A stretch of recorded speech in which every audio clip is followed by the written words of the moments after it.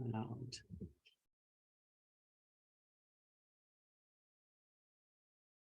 Okay, Bismillah ar-Rahman ar-Rahim. Salatu salam ala Rasulullah. Bishrah li sadri wa yassir li amri. Wahlul 'uqdatan min lisani yafqahu qawli. Welcome, Dr. Rania. Mashallah, it's an honor to host you here. May Allah bless you, and we are so honored to have you here. We have, mashallah, so many people from around the world that are joining. Many of the attendees are also my Mindfulness Masterclass students. We've started an Islamically integrated Mindfulness Masterclass for emotional productivity and peak performance on the Productive Muslim platform. So we've been talking about mindfulness. We've talked about your work. We've been following your work. And we're so excited to ask you questions to guide the work of anyone that is trying to learn about Islamic psychology, Islamic mindfulness, meditation, mental health. So everyone, Dr. Rania has done some amazing work. You've probably all know her work at Stanford Muslim Mental Health Lab, at Maristan, and all the associated work around the world Dr. Rania does. Dr. Rania, I'm going to ask you to just feel free to start in any way that you would like. We wanted to talk a little bit about what is the difference between psychology versus Islamic psychology. How do you define Islamic psychology? How is it different than the modern contemporary psychology? Sure, yeah. Bismillah ar-Rahman ar-Rahim. Wa sallallahu ala Sayyidina Muhammad wa ala alihi wa sahbihi wa sallam ajma'in. Thank you so much for having me here. It's wonderful to be in the company of so many people interested in the topic of psychology and Islamic psychology.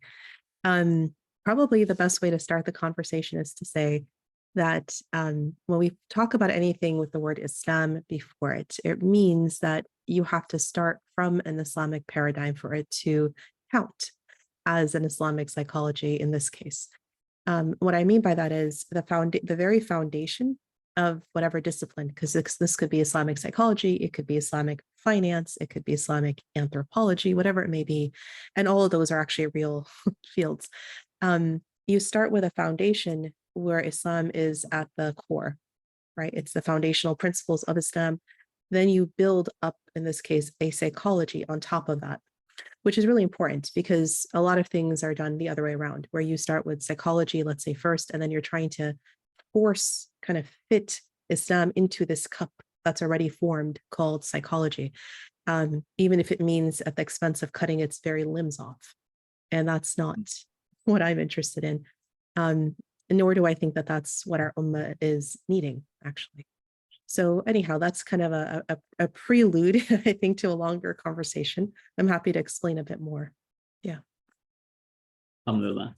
Jazakallah khair. So, we see that sometimes in terms of this modern movement that we see of people trying to, follow the modern psychologists, contemporary psychologists that are doing a lot of research around the self, or the importance of self-care, and the importance of, like cultivating the self. And where is that difference that from starting with Islamic paradigm, where is that difference that you see in this field in terms of people that are, focusing on that self-development and how to not misguide it and be directed through the Islamic principles? So your question is about people who are doing research on people that are following people that are following psychology, that are talking a lot about the self, and that self-care and the self-care space, and then making sure that we balance it with the Islamic understanding of the God versus the self, the God-centered versus the self-centered. Yeah. So let's talk about the different kinds of approaches. I think that will make it a little bit easier to understand what you're asking, and also kind of this discussion of what is the difference between Islamic psychology and Western psychology. There are different models of whenever it is you're trying to incorporate something into psychology, let's say. So in this case, let's talk about a top-down approach or a bottom-up approach, or you can also talk about a filter approach, or you can call it and let's make this a little more clear. So if you're going basically from the top down, a lot of what you could be doing is essentially taking Western psychology as it is. It's already a formed discipline, forming continuously, but it definitely has its own kind of vision and foundation. And you want to, some of the folks that you're referring to are doing what we call the filter approach, where they're essentially kind of filtering through this methodology to see what is going to stick and work for Islam and what they need to filter and throw out. And so a lot of folks are doing that. Essentially, they're looking at, let's say, kind of forms of psychology or therapy that's already in place, whether it's cognitive behavioral therapy or emotion focused therapy or so on and so forth, all the different forms. And they're saying, what works with Islam? I'm going to hold on to that and I'm going to filter out everything that doesn't. That is more of a top-down approach in which there's a filter method to it versus bottom-up approach, which is very much, like I mentioned earlier, kind of starting with the foundations of Islam, and you build upon it a psychology in this case. And the reason these are all valid, and actually we probably need all of these types of methodologies, is because you do have, between when the field of Islamic psychology classically, the classical Islamic psychology, we now are in a revival movement, alhamdulillah, but there was a classical Islamic psychology. And the bridge between that, which is much more historical, to the modern, requires that we do actually also use a filter approach to take what is good and beneficial from all the hundreds of years of scientific research and knowledge that's happened since. You know, and we also need, and I would even say more importantly, we also need to build up from the bottom up an Islamic psychology and do a revival of what our predecessors had before us. So both approaches are important. And when you talk to somebody who's doing active research in this topic, it's important to ask them, well, what methodologies are you using in your formation? Because it's not that one is right versus wrong. It's not that they're different methodologies. But for the common people, like people that are, like many of us that are teachers or coaches or people that are just taking preventative method of understanding, like, okay, what does Islam offer in terms of taking care of my spiritually integrated mental health, or people that are going into things like yoga or mindfulness or meditation, things like that. What tools can they derive from either of these methods in terms of that preventative mental health, or just focusing on cultivating that emotional wellness, spiritually integrated emotional wellness? All of the things that you mentioned have benefit to them. They've all essentially reached a point in modern practice that have an evidence base behind them, as in to say, whether it's mindfulness, meditation, or whether it's yoga, or some of the other forms you've mentioned, there have been research and research studies that have essentially proven and brought to a point of evidence base that these are useful things that bring down a person's anxiety or help their depression or really help coping and stress management, etc. I think the thing about, so I want to be very clear. I want to say that first before what I'm going to say next. I want to be very clear that when something's reached evidence base, it has benefit. I'm not debating the benefit in any way. For me, I believe from the research that I've done and continue to do, alhamdulillah, and others are also doing in the field, that if you want to talk about Islam and bring Islam into the picture, it better meet the criteria of Islam, or don't bring the word Islam into it. Just say, I'm doing mindfulness meditation, I find benefit in it, but don't call it an Islamic meditation if it's truly not, right? And that's where there's some discomfort in some of these conversations, and a little bit of, I will use the word cringe factor that happens sometimes when people try to label something that's mislabeled, unfortunately, or they're mean well, but they don't have the requisite background to really make sure that it truly is an Islamic psychology or form of Islamic psychology practice. Inshallah. We have followed some of your meditations and work that you've done online and at Rahma Foundation and a few other online forums.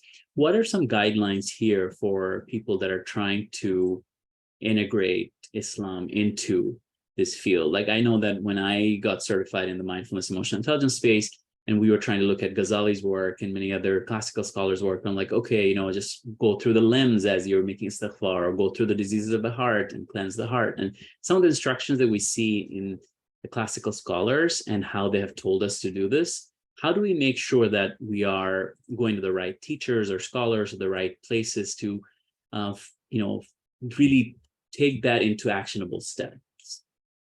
Yeah, these are great questions. I would definitely say that it's very important to remember that because there's been historically, classically, an entire Islamic psychology discipline, that there's really not too much that we're creating that's incredibly new. Maybe some of the newer technical, you know, modalities of treatment might be a bit newer than what was available, but something like this, where you're talking about a meditation or mindfulness or something of this matter, has been around for centuries and forever, basically. So part of what I mean by this when I talk about it's got to have a correct Islamic integration is to make sure you're going to the proper sources and the proper teachers. Even mentioning Imam al-Ghazali, of course, is a foundational core figure in all of what we consider to be part and parcel of Islamic psychology. It's important to really understand and study with somebody who has ijazah, has the proper certifications and licensing to teach the works of Imam al-Ghazali, for example, and then to be able to practically implement it. When I hear people want to do an Islamic version of kind of this kind of mindfulness or meditative practice, it's really already found in our traditions. It's been long practice. It's part and parcel of so many groups that kind of work on ihsan, tazkiyah, or tasawwuf. And so we have a long line of this and history of this. And so for me, I often ask people, great, so have you sat with some of the scholars who have your ijazah or certifications in this practice, for example? And if you're trying to bridge two things or integrate two things together, do you have the proper certifications in both practices, right? Both the psychological or psychiatric on one hand, clinically speaking, and the, you know, Islamic, in this case, the Islamic meditative practices on the other hand. And kind of having sat with the teachers that do have those licenses, because all of this comes with, just like anything else in any other discipline, this one is no exception.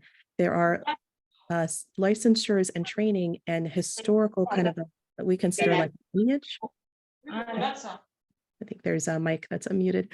But anyhow, a lineage or kind of an ongoing unbroken chain of transmission between teacher to student in all of these disciplines. So for me, I'm very much someone who cares deeply about that it's, you know, sometimes we find people, again, very well-meaning, but it's almost like they are trying to reinvent a wheel that's already been invented centuries ago in Islamic. In our tradition. Yeah. Mm-hmm.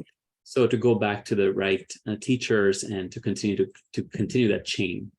Mashallah, this is a beautiful thing that we want to inspire. I think all our audiences and all of us that are in this space to see, mashallah, your example of not just becoming an Islamic scholar, but also completely training both the discipline, mashallah, and may Allah subhanahu grant us tawfiq to follow that model, inshallah. May Allah bless you and increase you.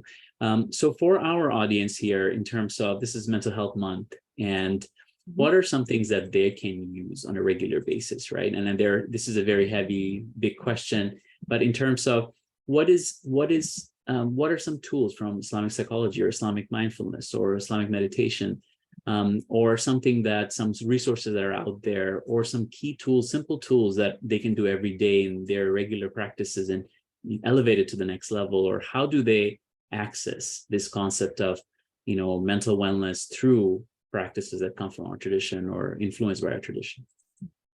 And there's so many of those, absolutely. Yeah. I will again kind of just reiterate and say, as much as we can talk about theoretically, or I can describe to you in this audience here, mashallah, it's one beautiful audience, certain practices that can be just immediately implemented, and some of which you might already kind of be doing or doing partially without really realizing their great vast benefit on a mental health level. But I also would say it's really important that beyond the theoretical, to get the practical requires, again, that sitting at the feet of somebody, sitting with somebody who's actually helping you put this into practice, from theory to practice. And that won't transfer through a Zoom meeting, of course, mashallah. But I will describe to you theoretically what some of these can be. But I just want to emphasize the importance. In our deen, in our tradition, it is a student-teacher relationship, and it is one that requires a connection, a sila, a kind of that chain of transmission is very important in our deen. I think when people unfortunately go a bit rogue, it's because they've broken or kind of lost that chain of transmission. And so there isn't the checks and balances Islamically as there should be between teacher and student, even on a spiritual level. And I think that's really important. It's not just knowledge, it's also spiritual. So You were asked me specifically on some practices, and for anybody who's attended some of the, Rahma Foundation, which is the women's nonprofit organization that I founded, helped co-found years ago, mashallah, that has all these programs that we do, halakas and classes and qiyams and Ramadan programs and whatnot. We do quite a bit of work, especially in our spiritual programming, like our qiyam and Ramadan programs, for example, on what to do, practically speaking. And I really love the concept of taking some time away from other people. And so the terms Islamically in the Islamic tradition that we would use for this is either a formal spiritual seclusion, which is called i'tikaf, or an informal, which is called khalwa. And what I mean by formal is you have to have an intention. And for men, they'd have to be at the masjid, or women. And for women, you can also do this at home, the i'tikaf at home. And within that spiritual seclusion, it's a beautiful practice to do that contemplative, meditative practices. You do need to sort of isolate, even if it's just minutes of your day, but kind of isolate away from people for a little while in order to really kind of be able to connect on a deeper level. There are similarities, of course, to what mindfulness meditation would ask you to do, right? But there's some very key differences as well. In that i'tikaf or khalwa, the khalwa means you don't have to have an intention. You just sort of take a corner and aside on your own, right? And within that space, within that state of being, you would then practice a number of things. So tafakkur, tadakkur, and tadabbur are some of the key kind of types of practices. So let me translate that. So tadabbur would be if you've taken your Quran, your mushaf with you, or you have it electronically on your phone, let's say, and you're reading Quran and you're kind of pondering its meanings. That is a form of tadabbur. And the best way to do tadabbur is, again, in that kind of isolative space where you give yourself some time and say, I'm going to do this practice a few minutes every morning when I wake up, or before I go to sleep, or whatever timing seems to work for you. But to not have a day kind of devoid of tadabbur, some amount of reading and pondering the meanings of the Quran, even if it's not quantity of Quranic recitation, it's the quality of like really focusing in. You have some of the companions of the Prophet sallallahu alaihi wasallam, and even the Prophet Muhammad himself sallallahu alaihi wasallam, who sometimes would just repeat a verse over and over and over until it really like sunk in the meaning of it. They were doing like, an intense tadabbur, if you will. And it's quite a healing practice. And it's one of the main kind of practices we do in this kind of contemplative, meditative space. Another one is tafakkur. And tafakkur is a contemplative meditation in where there's a number of things. I mean, our teachers, I probably could take up the entire hour just describing what tafakkur could be. And even more powerful is if you're sitting with somebody who's actually on a practical level teaching you how to do this. But it really is something that you do within your i'tikaf and your khalwa, and your spiritual seclusion. And what you do is inside of it is you really focus in on the meanings of life, really is kind of the broadest way to say this. And that means everything within it. So it means your relationship with God, your relationship with others, your relationship with the nature and the society around you, right? Your relationship with the signs that God has sent you, whether in your own personal life or in the world around you, right? There's a lot, you could literally do this the whole day if you wished, right? But our teachers would say, if you literally just started from the top of your head and went to your toes, it would take the whole day. Just thanking Allah subhanahu wa ta'ala of what he's given you, things that you've never done shukr or given gratitude for, really thinking about the miracles and the signs of God. Tafakkur is a very deep kind of meditative, a contemplative meditative practice. It's different than mindfulness. This is much more active, and there's much more action within it of gratitude and shukr. And sometimes it's asking forgiveness, and sometimes it's making dua in the midst of it. Sometimes it's, different forms of whatever it is that's coming up. Maybe you're thinking about your interaction between yourself and your sibling that really went sour the other day, right? And you're, in the midst of contemplating that, you're also asking for forgiveness, for example, and so on and so forth. So there's a lot here that's actionable, even within that meditative, contemplative, meditative space. And tadakkur, which is the third of the words that I mentioned, is remembrance. And it's all different forms of the dhikr that one may do, of remembering Allah in all of its forms. So, again, you could spend a whole day doing all different forms of dhikr. There are wonderful little booklets that are out there in terms of like, the dhikr of Imam and Nawawi, or the dhikr of Imam so-and-so, the dhikr of so-and-so. There's all these wonderful dhikr books published that are very popular in the Muslim world. But then there's also kind of the basic adhkar, your subhanallah, alhamdulillah, la ilaha illallah, Allahu akbar, and really focusing in before every halaqah that we do at the Rahma Foundation, which is weekly, and all the ladies here are more than welcome to join us on Friday nights, inshallah. They're open to the public. We do our dhikr, we call them the dhikr of the halaqah dhikr. It's 7 adhkar that we do just to kind of get us all on the same page, spiritually speaking, in the heart, before we start the lesson for that day, things of that nature.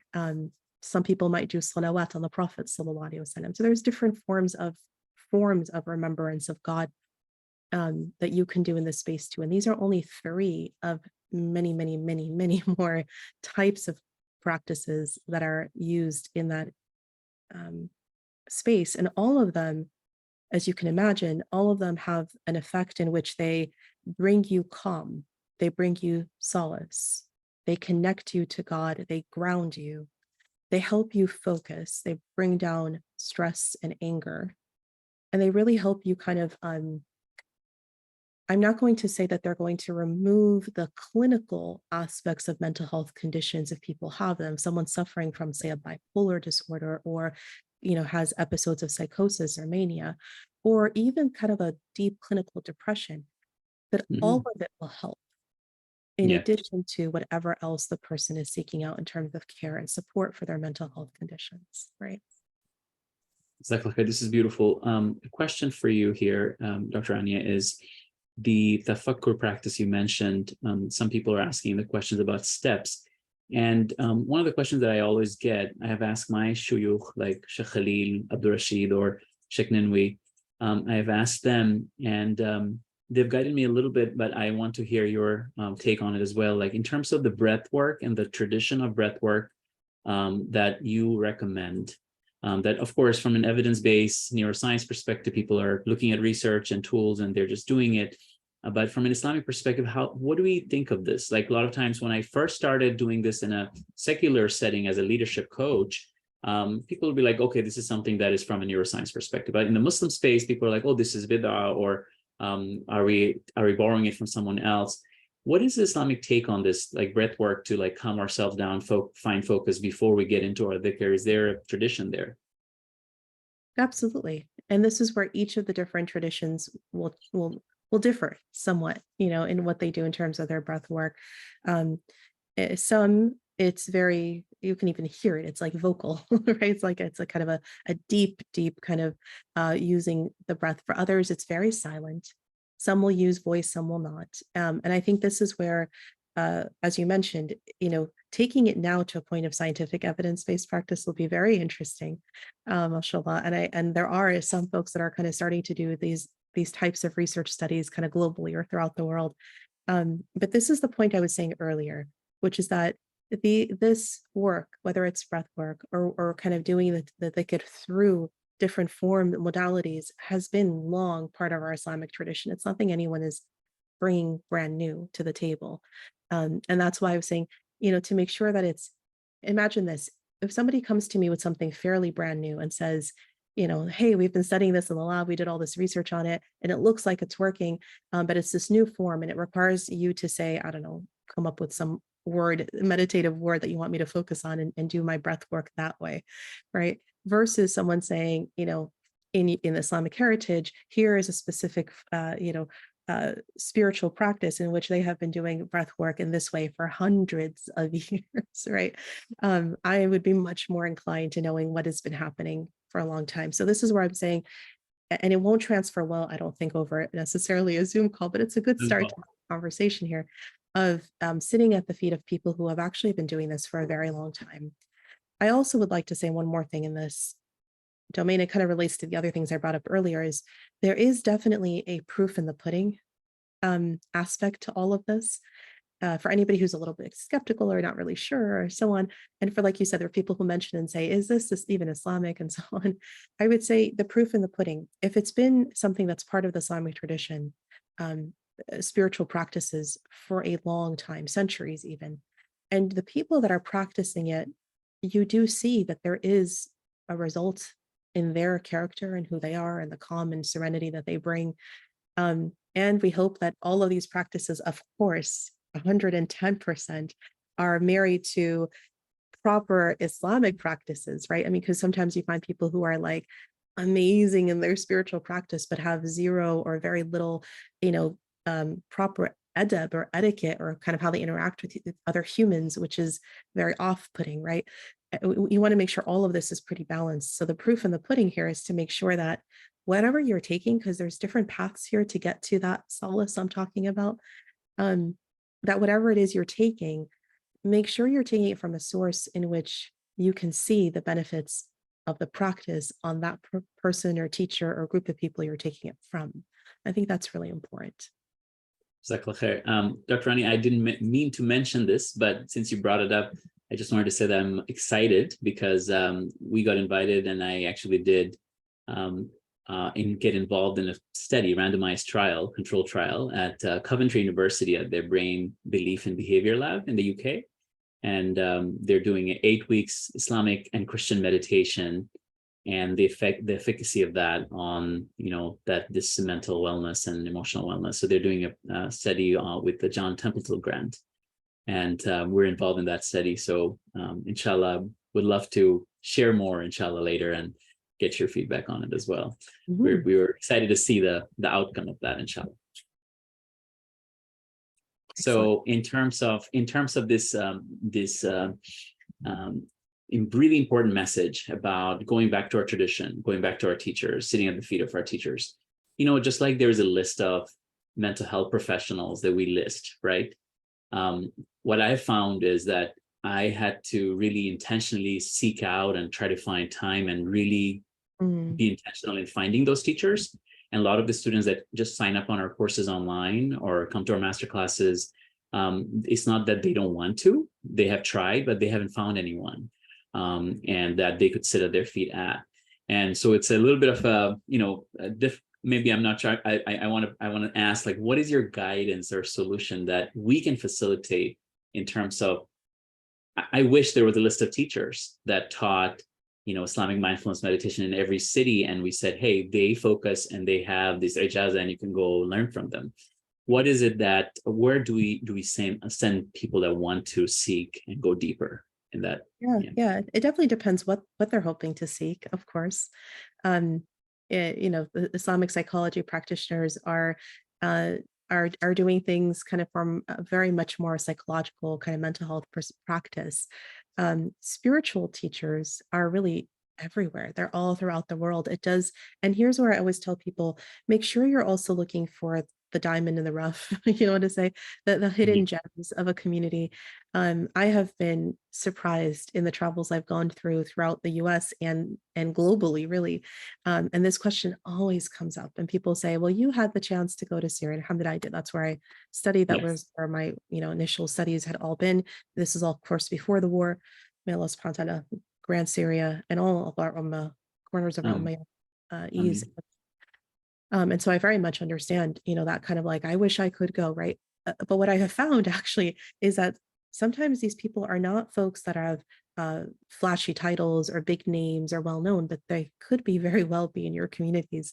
And I have stories, and I won't take up a whole bunch of time telling you all these stories, but every so often I'll sit with a group of people and they'll say, oh, there's nobody here. And subhanAllah, in the very group we're sitting in, amongst, like, say it's a group of women who are having dinner together or something, and amongst that group, I'll start saying, and so, what about you? And what about you? And kind of just getting to know the different sisters. And I'm always amazed that there's always somebody hidden in that group who, like, hadn't really said all of that they have actually been able to learn. And the way our deen works in Islam, it's very much a student to teacher chain of transmission. And so if somebody has studied they are required to essentially, or should, right, be able to carry that forward, or whatever it is that you have, you need to pay it forward. And so sometimes it's just a matter of, especially with women, I find this very often because there aren't as many platforms the way there are for men.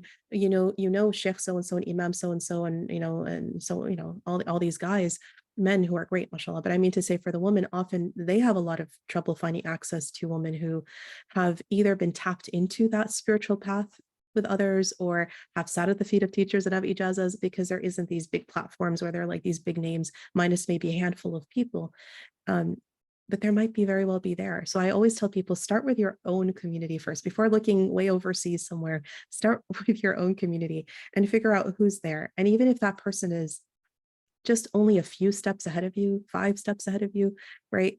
But they themselves have sat with the teacher, and they can actually bring forward some of what they have learned, pay it forward, and kind of explain it to you. At least you're starting to get tapped into a network of a student to teacher transmission, until the day comes where you are able to either yourself travel, or maybe the opportunities open, maybe somebody comes to live in your community, right? That you're able to tap in. Even in my travels, subhanAllah, it wasn't like I was able to stay long extended periods of time. Sometimes when you sit with the people of spirituality, it really is these doses that are sometimes intensive, where you just have like an intensive dose for either days or weeks. Usually not more than a few months, but like just like these intensive doses. And then you have to go off and do the next thing in your life, or next stage of your life, or whatever you're doing. But because it's so powerful, it kind of carries you through. And what it allows for, and what's really important here, is that you stay connected. You can't disconnect. As long as you stay connected to a group of other seekers, people who are seeking the Islamic tradition, seeking Allah subhanahu wa ta'ala, seeking this form of connectedness, as long as you're part of the jama'ah. They call it like basically the hadith here is yadillah ma'al jama'ah, which basically means Allah is with the group. Like, make sure you don't kind of go off onto your own thing out completely by yourself. That's where people start to really, their spirituality starts to kind of wane. As long as you're connected to a group of other seekers who are seeking this, you will be strengthened through that group effort. They will pull you up, you will pull them up. Kind of what goes around comes around. It all kind of helps each other. So I really recommend people stay connected to a group of seekers, and then seek out even the hidden gems of their community, inshallah. Jazakumullah khair. Dr. Rania, just before, I know we were over our 30 minutes mark, just a quick question for, we're working on a program, like an app, where we're going to be doing this Islamic meditations. We have a group of scholars that we're going to be using as advisors to just kind of look at the scripts. And I see the 99 names of Allah that you were doing halakas on. And, some of our work is going to be around focusing on and contemplating on the names of Allah. Just wanted to get your guidance on, when we want to really connect deeply with Allah subhanahu wa ta'ala's names, is there any gems, or is there any instructions or advice that you might have on how to connect with these names of Allah? I know that we're going to follow your series on Rahmah Foundation, inshallah. But in terms of someone that wants to use that as a contemplative, meditative practice, like tafakkur with the names of Allah, is there any guidance there? Well, there's a beautiful work done by Dr. Jinan Yusuf, her book on the 99 names, and her workbook that's also been created as part of that. It's a great step, because what she does in the chapters, after she talks about the specific name of Allah subhanahu wa ta'ala, gives you some of the hadith or narrations or ayats of the Quran that refer to that name. There's also these actionable steps that she has within each chapter. Is a great resource. There are other, types of works that look at the 99 names as well, mostly in Arabic, but that one happens to be in English. And so it's a good start to tap into. Jazakallah khair. Maybe one last question. I'm sorry. One last question about tafakkur, tadakkur, and tadabbur, those 3 areas. How to use that as a preventative behavioral coaching for kids? Because, I have been head of school and an educator for almost 20 plus years, and I do training for teachers around the country. And we've been talking about going back to our own tools and going deeper, right? Whether it's wudu or salah or dhikr. What could be done in the classrooms in terms of teachers and training our educators? Because sometimes they're struggling, to guide the kids and their behavior, and proactively building resources. I'm going to promise this is the last question. You're fine. You're fine. Michelle, it's a wonderful group here. So you're talking about kind of building building our kids up with these tools that can really make them understand experiential being, not just do's and don'ts. And yeah, yeah. And kids are amazing. I mean, they really are sponges, and they are also what we call creatures of habit, right? And so our teachers would often say to us, if you can build habit in from the very beginning, um, the better and better. Honestly, this is where the importance, I think every parent or any caretaker of children, whether they be teachers, mentors, youth group leaders, etc., Sunday school teachers, whoever they may be that are working with children, should really make sure that they learn about child development and the different stages of milestones of child development. And the reason I say that is because there's also spiritual development that comes with these uh, developmental stages. And part of this is kind of the works of one of my own teachers, and so Amadi, she's, mashallah, I mean, when I was a teenager, she she had been talking about this way before anybody else was even thinking of any of these things. SubhanAllah, excellent work she's done on the spiritual upbringing of children. And part of what she has taught as part of this is, children are creatures of habit, and the adults around them are the ones that really help them establish these habits. So instead of being an adult who now is in their 20s and 30s, 40s, who is trying to build in now a contemplative, meditative practice and find that source of solace that they need in their life. Imagine if you have had this, if the people raising you have given this, helped you kind of establish these habits from early on. mm, Very similar to salah, very similar to prayer. Same thing. These are habits. This is all kind of habitual, which is why, and I'm not going to go to have a long conversation on salah, but I'll say this much is there's a reason why we teach our children to pray by age 7, and that we enforce this by age 10. And this is all before the age of puberty, right? For yeah. boys or girls. And by the time a child has reached a come of age, prayer should be part and parcel of their practice. I would also say that all of the things connected to prayer. So dhikr, for example, is connected to prayer. We're meant Yeah. to do our 33s right after prayer, for example. If this is modeled, back to your question, if this is modeled early on by the people taking care of children, then it becomes habitual. You don't even really have to think of it. If after every prayer, the parent is praying or the caretakers are praying, or when they're in like a school setting, Islamic, when I went to Islamic school, obviously we prayed with dhuhr in the Islamic school, right? And we sat afterwards and did our dhikr together, right? They made sure we didn't get up until we did our 33s, all the dhikr you do right after prayer. If that's done and modeled throughout the day, every day of a child's life, then it becomes so natural that you can't imagine having a day pass without prayer, or even imagine yourself having a day pass without that meditative practice where you just sit for a few moments and do your dhikr and make your dua as a start. And if you want to do more and kind of go the extra mile one day or every so often in a week, then you do more, but you have a base a foundation from which you build off of.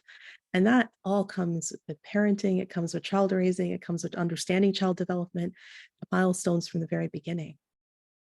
Dr. Rania, in terms of, we've done some work around connecting the child, like these milestones with the spiritual milestones, but we want to know, is there any other resource that you recommend, like your teacher's work that you're saying? Is that translated in English by any chance? We are working so hard to ask her to make her write this in English. Every year she says, I'm close, inshallah, inshallah, mashallah, these great scholars, it's really, sometimes it's hard for them to kind of like finally put it all to print, but I'm very hopeful it'll come out. There are some, on the Rahma Foundation, we actually did a series with her. And so that's recorded and the woman can tap into that and listen, inshallah. But I do hope that her book will come out sometime soon. If everyone here says inshallah, maybe it'll happen soon, inshallah. We're looking forward to it, inshallah. May Allah bless you. Any parting message or dua, inshallah, before we end the call today? Yeah, no, I know we went in and out of a lot of conversations today. I hope I didn't lose anybody too much. But really my parting message to all of you, I mean, I'm so glad you're all here and thinking about this. The main parting message I would have for you is this, inshallah. Make sure that you don't get lost in the theory and don't get lost in the weeds. Like really focus in on your own practice day to day and figure out what I call the psychologist that I train at Maristan, our nonprofit that we're working on, in kind of taking the research of my lab and kind of putting it into practice education, training, and clinically. One of the main things that I do in training them is we do something called a spiritual inventory. And in that inventory, we focus in on what are the gaps, in their practice. Sure, they're a professional who's going to be doing this work, and that's their line of work as a career. But what about you as a person, right? Mhm. Because you can only pour out what you contain. And so what do you contain, right? And so we have these, discussions on what's there and what's missing. What are the gaps? And not to shame or fault anybody, but rather how do you fill in the gaps? And everybody comes at a different point in the path. Everyone here in the Zoom call, for example, everyone listening to this, we're all coming from different walks of life. Some have had a lot of robust, effort and work done early in life, and some are brand new to the faith, and some are just coming to it, and so on and so forth. And so, judge yourself only according to yourself, your growth from last year, not your growth compared to anybody else in the room, and really focus on what those gaps are, and then make an intention, a niyyah of, oh Allah, please guide me to be able to fill in these gaps and guide me to people, teachers, and suhba salihah, right? Like a good, righteous companionship that'll help me on this path. And you'll be amazed what kind of doors open. Sometimes I talk to mostly women afterwards, that's normally who I'm teaching, afterwards, a year or two later, and they'll say, in that year span, all of these things happen, subhanAllah. And it's kind of amazing, but it starts with an intention. And it starts with kind of acknowledgement that we have gaps and the gaps need to be filled. And then an intention and dua, and then Allah does his part. He will do his part, inshallah. Jazakallah khair. May Allah bless you, inshallah. May Allah increase your work. Ameen. Jazakallah khair, everybody, for joining. Inshallah, we'll have the recording up. Thank you, Dr. Rania. Inshallah, we hope to continue to tap your wisdom and guidance in our work. Inshallah, may Allah bless you all. Jazakallah khair. Thank you. Assalamu alaikum wa rahmatullah. Wa alaikum assalam wa rahmatullahi wa barakatuh.